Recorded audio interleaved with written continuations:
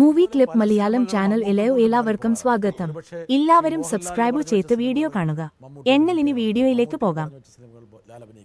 പക്ഷെ അങ്ങനെ മലയാളത്തിൽ അങ്ങനെ അധികം സംഭവിച്ചിട്ടില്ലെന്നാണ്. വടക്കുന്നാഥൻ ഇതുപോലെ തന്നെയായിരുന്നു അല്ലേ? ഈ എന്താ പറയുക, ഒരു കഥ ചിലപ്പോൾ ഇപ്പോൾ പല ആൾക്കാരോട് പറയും അല്ലേ, അവർക്ക് ചിലർ പക്ഷെ പറയും എനിക്കിപ്പോൾ ഇത് ചെയ്യാൻ പറ്റില്ല, നമ്മളറിയുന്നില്ല ഇതിപ്പോൾ ഈ കഥ അവരോട് പറഞ്ഞിരുന്നു അറിയില്ല. അപ്പോൾ എൻ്റെ അടുത്ത് ഈ സിനിമയുടെ ഒരു ഷൂട്ടിംഗ് ഒക്കെ നടക്കുന്ന സമയത്ത് മമ്മൂട്ടിക്ക കണ്ടപ്പോൾ പറഞ്ഞത് എന്നോട് ഈ കഥ പറഞ്ഞതാണ്. ഞാനത് പിന്നെ ഞാൻ ഇത്തരത്തിലുള്ള വേഷങ്ങൾ ഒരുപാട് ചെയ്തുകൊണ്ട് ഞാൻ ചെയ്തില്ല എന്ന് പറഞ്ഞു. അത് അപ്പോഴാണ് ഞാൻ അറിയുന്നത് ഒരു സംവിധായകൻ അദ്ദേഹത്തിൻ്റെ സിനിമ നടക്കാൻ വേണ്ടിയിട്ട് ഇപ്പോൾ മമ്മൂട്ടിക്കയുടെ അടുത്ത് പറഞ്ഞു നോക്കും, അല്ലെങ്കിൽ എൻ്റെ അടുത്ത് പറയാം, സുരേഷ് ഗോപി അടുത്ത് പറയാം, അദ്ദേഹത്തിന് ആ പ്രോജക്റ്റ് നടക്കാനായിട്ടാണ്. ഇപ്പോൾ ഈ സിനിമ ആരഭിനയിച്ചാലും ഈ സ്ക്രിപ്റ്റ് ആണെങ്കിൽ തീർച്ചയായിട്ടും ഇതൊരു സക്സസ്സിലേക്ക് പോകുന്നത് ഞാൻ വിശ്വസിക്കുന്നു. അത് എത്രത്തോളം വലിയ സക്സസ് എന്നുള്ളത് അത് പിന്നീട് തീരുമാനിക്കണം. പക്ഷേ ഈ സമയത്ത് നമ്മോടൊപ്പം വരേണ്ടത് മറ്റാരുമല്ല, ശ്രീ മമ്മൂട്ടി തന്നെയാണ്. ഓക്കെ, മമ്മൂക്ക വരൂ. നമസ്കാരം. എന്നോട് ഇവർ ഈ ബ്രിട്ടാസൊക്കെ ഒരുപാട് നിർബന്ധിക്കുന്നുണ്ട്, നിങ്ങളോട് എന്തെങ്കിലും ഒരു ചോദ്യം ചോദിക്കണമെന്ന്. ഒരുപാട് ചോദ്യങ്ങൾ നിങ്ങൾ എന്നോടും ഞാൻ നിങ്ങളോടും പല പ്രാവശ്യം ചോദിച്ചിട്ടുണ്ട്. നമുക്ക് പരസ്പരം അങ്ങോട്ടുള്ള മറുപടികൾ ആസ്വദിക്കുകയും അംഗീകരിക്കുകയും ചെയ്യുന്ന കൂട്ടരാണ്. പക്ഷേ ഇത് വളരെ പൊതുവായിട്ടുള്ള ചോദ്യം ചോദിക്കാനാണ് ഞാൻ ആഗ്രഹിക്കുന്നത്. ഈ ഒരേ രംഗത്ത് പ്രവർത്തിക്കുന്ന, ഒരേ തൊഴിൽ രംഗത്ത് പ്രവർത്തിക്കുന്ന, പരസ്പരം മത്സരബുദ്ധിയോടുകൂടി കൊണ്ടിരിക്കുന്ന രണ്ടാളുകൾ അവരുടെ വ്യക്തിപരമായ സൗഹൃദ ബന്ധത്തിന് എത്രത്തോളം ആഴവും ആത്മാർത്ഥതയും സത്യസന്ധതയും ഉണ്ടാവും? നമ്മൾ ഉദാഹരണമായിട്ട് കാണരുത്. അല്ല, ഇതിപ്പം ഈ ഒന്നും കൂടി പ്ലേ അല്ലല്ല വേണ്ട, മനസ്സിലായി. അല്ല, ഞാൻ ചോദിക്കുന്നത് ഇത് പിന്നെ ഒരേ രംഗത്ത് പ്രവർത്തിക്കുന്നവർ എന്നുള്ള ഒരു ഹൈഫൻ്റെ അകത്ത് വരണ്ട. ഈ അങ്ങോട്ടും ഇങ്ങോട്ടുള്ള വ്യക്തിബന്ധവും അല്ലെങ്കിൽ ആത്മാർത്ഥ്യം എന്താണെന്നുള്ളതാണ് ഇതിൻ്റെ ബന്ധം അല്ലേ ഈ ചോദ്യത്തിന്. ഇപ്പോൾ ഫോർ എക്സാമ്പിൾ ഇപ്പോൾ അദ്ദേഹത്തെക്കുറിച്ച് പറയേണ്ട എന്ന് പറഞ്ഞാൽ ഞാൻ അങ്ങനെ തന്നെ പറയാം, കാര്യം ഒരേ രംഗത്ത് പ്രവർത്തിക്കുന്നതാണല്ലോ. ഇപ്പോൾ മമ്മൂട്ടിക്ക് എനിക്ക് എത്രയോ വർഷമായിട്ടറിയാം. ഞങ്ങൾ ഏതാണ്ട് 54 സിനിമകൾ ചെയ്തു. 54 സിനിമ എനിക്ക് തോന്നുന്ന മറ്റ് ഒരു ഭാഷയിലും ആരും ചെയ്തിട്ടില്ല. ഇത്തരം ഇപ്പോൾ എല്ലാ സമയത്തും 2 പേരുണ്ടായിട്ടുണ്ടല്ലേ. ഇപ്പോൾ MGR, ശിവാജി ഗണേശൻ, അല്ലെങ്കിൽ അമിതാഭ് ബച്ചൻ, ആ സമയത്ത് ധർമ്മേന്ദ്ര, തെലുങ്കിലും അതുപോലെ കന്നഡയിലും മലയാളത്തിലും സത്യൻ, പ്രേം നസീർ, അല്ലെങ്കിൽ മധുസാറ്, സോമൻ സുകുമാരൻ.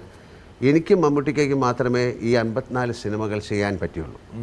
അത് കഴിഞ്ഞിട്ട് അത് എനിക്ക് തോന്നുന്ന മലയാളത്തിൽ മാത്രം ഞങ്ങൾ വർക്ക് ചെയ്തുകൊണ്ടാണ്, കേരളത്തിൽ ജനിച്ചതുകൊണ്ടാണ് എന്നൊക്കെ ഞാൻ വിശ്വസിക്കുന്നു. ഇതിൻ്റെ ബേസിക് ആയിട്ടുള്ളൊരു കാര്യം എന്ന് പറയുന്നത് ഞാൻ നേരത്തെ പറഞ്ഞ പോലെ പരസ്പരം ഒരു റെസ്പെക്റ്റ് ചെയ്യുക എന്നുള്ളതാണ്. നമ്മൾ 2 മനുഷ്യരാണ്, 2 പിന്നെ എന്താണ് ദൈവം ക്രിയേറ്റ് ചെയ്ത 2 ജീവനാണെന്ന് മനസ്സിലാക്കുക എന്നുള്ളതൊന്ന്. പിന്നെ അദ്ദേഹം എൻ്റെ സുഹൃത്താണ് എന്ന് ഞാൻ പറയുമ്പോൾ അദ്ദേഹം ചെയ്യുന്ന എല്ലാ പ്രവർത്തികൾക്കും എനിക്ക് അംഗീകരിക്കപ്പെടേണ്ടതാണ്, ഞാനിത് ഇഷ്ടപ്പെടുന്നതാണ്. അതുകൊണ്ട് തന്നെ നിങ്ങൾ അങ്ങനെ പറയാൻ പാടില്ല, അല്ലെങ്കിൽ നിങ്ങൾ ഇങ്ങനെ ചെയ്തു എന്നൊന്നും ഞാൻ പറഞ്ഞിട്ടില്ല. അതിപ്പം ഒരു പ്രൊഫഷണലായിട്ട് ഒരു ഈഗയും എൻ്റെ ഭാഗത്തുനിന്ന് ഉണ്ടായിട്ടില്ല, അദ്ദേഹത്തിൻ്റെ ഭാഗത്തുനിന്ന് ഉണ്ടായിട്ടില്ല. നല്ലൊരു സിനിമ മമ്മൂട്ടി ചെയ്യുമ്പോൾ ശ്രീ മോഹൻലാൽ മമ്മൂട്ടിയെ വിളിച്ചിട്ട് മമ്മൂട്ടിക്ക ഗംഭീരമായി അങ്ങനെ പറയേണ്ട കാര്യം ആദ്യം മുതലേ ഞങ്ങൾ ചെയ്തിട്ടില്ല.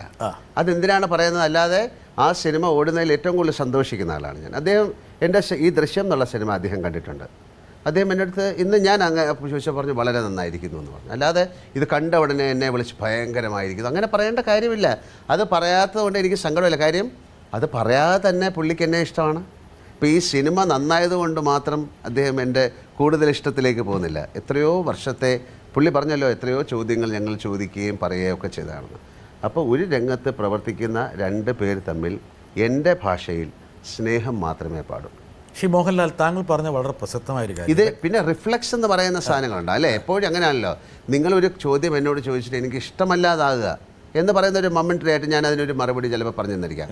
പക്ഷേ ഈ ചോദ്യത്തിന് അയാൾ എന്നോട് ഇങ്ങനെ ചോദിച്ചു എന്ന് പറഞ്ഞിട്ട് ഈ ചോദ്യത്തിന് ഞാൻ 5 വർഷം എൻ്റെ തോളിൽ കൊണ്ട് നടക്കുക പറയുന്നത് തെറ്റാണ്.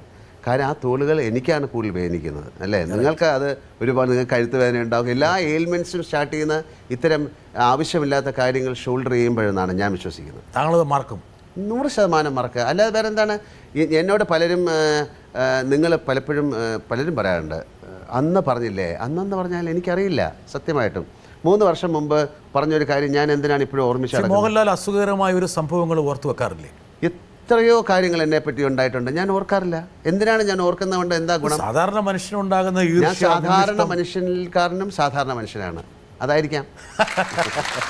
അല്ല, കാര്യമായിട്ട് പറയണം. അത് ഓർത്ത് വെച്ച് പെരുമാറുക എന്ന് പറയുന്നത് താങ്കൾ പറഞ്ഞൊരു വലിയ ഫിലോസഫി. എന്താ കാരണം വെച്ചാൽ അത് ഓർത്ത് വെക്കുന്നതുകൊണ്ടുള്ള ഭാരം താങ്കൾക്ക് മാത്രമാണ്. എനിക്ക് മാത്രമാണ്.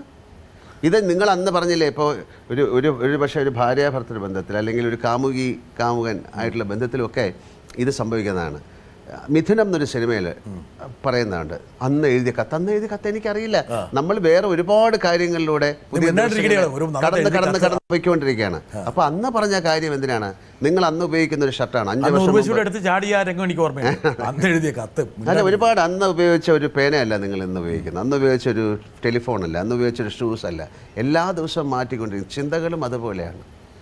ഇത് പഴയ ഈ നെഗറ്റീവ് തോട്ട്സിലൂടെ പോകാതെ ഒരുപാട് പോസിറ്റീവ് ചിന്തകളിലൂടെ. അപ്പോൾ ഞാൻ പല ഇൻ്റർവ്യൂകളിലും അല്ലെങ്കിൽ എന്നെക്കുറിച്ച് പല കമൻറ്റുകളും പല ആൾക്കാരും പറഞ്ഞതൊന്നും ഞാൻ ശ്രദ്ധിക്കാറില്ല. അവരെ ഞാൻ എപ്പോഴും കാണുമ്പോൾ എനിക്ക് അവരോട് കൂടുതൽ സ്നേഹമാണ്. ശരി മോഹൻലാൽ, അത് വലിയൊരു അതിഭാഗത്തുള്ളൊരു സ്റ്റേറ്റ്മെൻ്റ് ആണ്. കാരണം വെച്ചാൽ അപ്പോൾ എന്തറിയോ, നിങ്ങൾ ചോദിച്ചൊരു ചോദ്യത്തിന് ഞാൻ എൻ്റെ മറുപടി പറയുകയാണ്. അപ്പോൾ എന്താണ് ഞാൻ പറയേണ്ടത്? എനിക്ക് അവരോട് ദേഷ്യമുണ്ടെന്ന് പറയണോ? ഇല്ല. ഞാൻ വീണ്ടും ചോദിക്കുന്നത് ഒരുപക്ഷെ ഇതെന്തറിയോ, ഈ അഭിമുഖത്തിൽ ഇതൊരു പ്രാക്ടീസാണ്. ഞാൻ പണ്ട് മുതലേ ശീലിച്ച ഒരു കാര്യം, അതിൽ ഞാൻ 1% വിജയിച്ചിട്ടുള്ളൂ. ഇനി 99% പോകുമ്പോഴത്തേക്ക്, അതായത് വലിയൊരു ഫിലോസഫി പറയുന്നത് നെഗറ്റീവ് തിങ്കിങ്ങിൽ നിന്ന് പോസിറ്റീവ് തിങ്കിങ്ങിലേക്ക് പോയിട്ട് പോസിറ്റീവ് തിങ്കിങ്ങും കട്ട് ചെയ്ത് കളയാന്നുള്ളതാണ്, അതിനും മുകളിലേക്ക് പോകാന്നുള്ളതാണ്. ഇതൊരു പ്രാക്ടീസിൻ്റെ ഭാഗമായിട്ടാണ്. 100% ആയിരിക്കാം. അത് ഒരു സിസ്റ്റമിൽ കടന്നുകൂടിയതായിരിക്കാം. എനിക്കങ്ങനെ ദേഷ്യം എന്ന് പറയുന്ന റിഫ്ലെക്സ് ആണ്. ഞാൻ പറഞ്ഞല്ലോ, ഇപ്പം ഞാൻ പറയട്ടെ, ഇപ്പം നമ്മൾ ഇത് തുടങ്ങുന്നതിന് മുമ്പ് ഞാൻ എൻ്റെ ഒരുപക്ഷെ ബ്രിട്ടാസും കണ്ടിട്ടുണ്ടാവും, ഞാൻ എൻ്റെ കൂടെയുള്ള ആൾക്കാരെ വിളിച്ച് പറഞ്ഞു എന്താണ് എവിടാണ്. അപ്പോൾ എനിക്ക് ഇത് കറക്റ്റായിട്ട് ഈ സമയം തുടങ്ങണം എന്നുള്ളത് എന്നെക്കാട്ടിൽ എൻ്റെ കൂടെയുള്ള ആൾക്കാരാണ് മനസ്സിലാക്കേണ്ടത്. അവരോട് ഞാൻ ദേഷ്യം കാണിച്ചു, പക്ഷേ ഇത് കഴിഞ്ഞാൽ എൻ്റെ ദേഷ്യം മാറി. ലാൽ, ഇതൊരു ഒരു പക്ഷേ ആത്മീയതയുടെ തലം ലാലിൻ്റെ അങ്ങനെ എന്ത് വേണമെങ്കിലും അല്ല, ഞാൻ ചോദിക്കുകയാണ്. അതൊക്കെ അങ്ങനെ ഈ ഫിലോസഫിയിൽ ഒരുപക്ഷെ ഒരു ആത്മീയത സ്പിരിച്വാലിറ്റിൻ്റെ തലമുണ്ടോ?